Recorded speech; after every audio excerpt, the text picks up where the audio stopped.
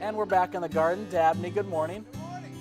Excellent. How about yourself? Oh, I tell you, this weather, this is gardening weather for sure. Yeah, it definitely is cooler out. Yep, but absolutely. Not a lot of rain right I now. know. That's the main thing. We're going to have to keep eye on and do a little watering, particularly for planting new plants.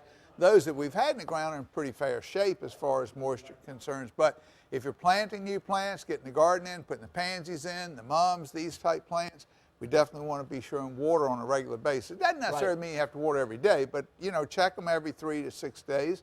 And if you feel a little dry, water them. Otherwise, wait another few days before you water. Okay, one of those things where if you see like a lot of the plants, like the pansies, especially if they're starting to wilt, right. That's when you want to give them the water. Right, perfect. And then, you're learning. Yeah, very good. Now, what about drainage? Got to make sure those things are drained properly too. All those potted plants. Good point. Of course, right now that's not a real problem because we're not getting a lot of rain. Right. So unless you just happen to be heavy-handed when you water, it shouldn't be a problem of water standing in the pot. But it's always a good idea to have on outdoor plants, particularly to have drainage due to the fact we can't always control the weather, and we could get a lot of rain, therefore the soil would be in water. Yeah, and we have a couple of questions here, and a lot of them we're getting into fall, and a lot of folks on our Facebook page are asking about planting those fall bushes. And one question here, let me see if I can find it. It's from Patrick. He's saying, what are some of the potted plants? We'll get to this first real quick. What are some of the potted plants that we can plant right now? You said a few of them. Well, for color, the flowering cabbage and kale, they don't bloom, but they have the nice foliage to them. Red mustard is another ornamental plant. Pansies, violas, they're great. And these things go pretty much through the winter. Now, as far as for fall color, the mums and the asters are probably the better ones. And there's some of the gaillardias and rudbeckias. These are all, and why we like those particular perennials, because they're more the fall colors, the bronzes, the yellows, and the oranges, and those type things. Okay, so now what are some plants that we can, some bushes we can plant this time of year going into next season? Is it too early? Well, no, we're right on schedule, and for the next 3 to 4 weeks, anything. The biggest problem you're going to find, some of the things are not going to be quite as available as they would be possibly in the spring.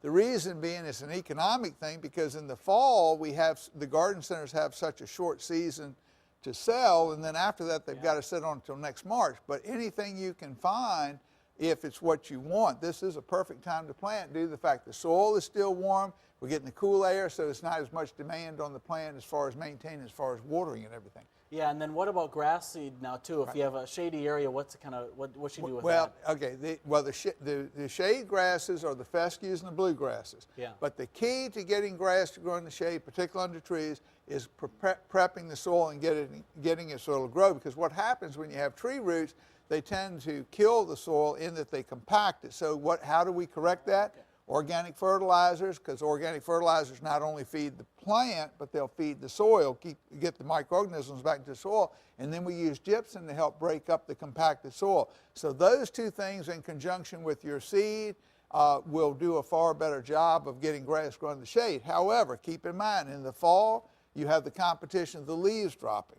So you probably will do better to develop a lawn in the shade in the spring than you will in the fall. And right at this point, you may try the fescues and bluegrass, but if you want to be sure to have a green cover for the winter, put winter rye out. Winter rye is a temporary grass that grows in the winter, but it comes up very quickly, keeps the soil loose, and then in April we can start developing the permanent lawn. So if you want to impress some people coming over for Thanksgiving coming up in a few weeks from now. Absolutely. There you go. Absolutely. Good way to plan ahead. We have about 30 seconds left. Okay. Blake has a quick question here. He's asking about tomatoes. He has a tomato bush. I guess he's been doing it all summer, and there's some new tomatoes. Are they going to make it? Or do you think it's going to be too late? Probably not. You might as well at this point in time pull the tomatoes off.